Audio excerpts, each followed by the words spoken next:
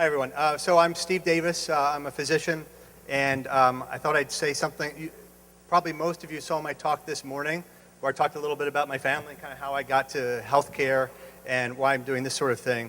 In my full day job, I run a department of psychiatry at a hospital, but I wear all these other hats.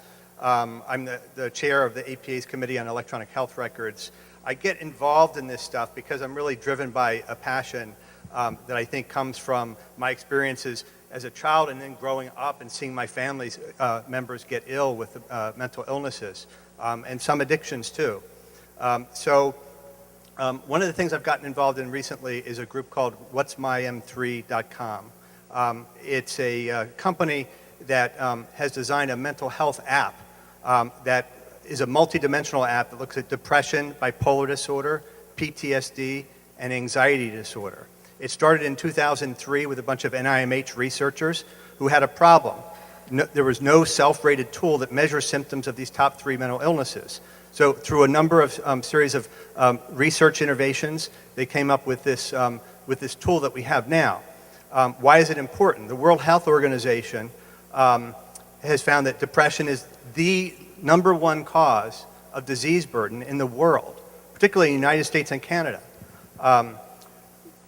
However, patients oftentimes who are treated in the primary care setting, which you see in this middle box here, often do not get minimally effective treatment. And most of these patients are treated in the primary care setting.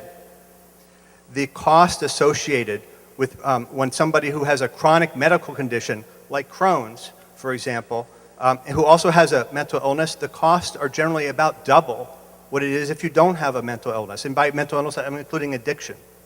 That results in increased costs for insurance companies. If you look at the increased cost of claims for people with comorbid, it's about double, and a lot of that is on the medical side.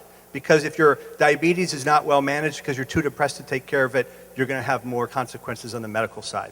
If you look at the relative risk for mortality, people with these conditions are 2 to 4 times more likely to die. And we know that people with chronic mental illnesses die 25 years earlier on average than the rest of the population. This is an important slide, and I hope I doubled it up so that I've got 30 seconds on it. I don't remember if I did. But if you look at the purple lines, that's for people that don't have any mental illness at all. The green one is for people with substance use, orange is mental health, and blue is both. So if you have substance abuse, mental health, and a chronic medical condition, you're up to 15 times more, you get hospitalized 15 times more often. That's huge. So what's my M3? It is anonymous. It's free on the website. We also have an app that's like $2.99. And on the left, you see an example of one of the screens for the app. There's 27 questions. It takes about 3 minutes to do. It's a Likert scale, very easy and quick to do. And at the end, you get a score. And this is a report, because we also have a physician portal. And there's a report that's associated with this where you can track your scores over time. And we'll see a blow up of that on the next slide. So for the 4 different categories of conditions, and this is peer-reviewed, well-validated research, you can see how your symptoms improve over time. And of course, it's also used for screening as well. So you can track, if you're on medications, to see how your symptoms are doing. It helps to have a number, to have this numerical value.